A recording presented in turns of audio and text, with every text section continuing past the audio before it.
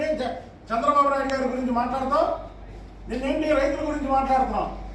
రైతుల గురించి మాట్లాడే అర్హత మీకుందా? ఆంధ్రప్రదేశ్ని గంజాయి వనంగా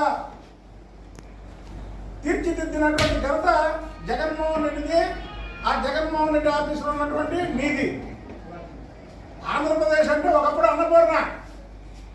2019లో మీరు అధికారంలోకి వచ్చారు, గంజాయి వనం చేశారు, గంజాయి సాగు చేశారు, గంజాయిని దేశం మొత్తం కూడా రవాణా చేశారు.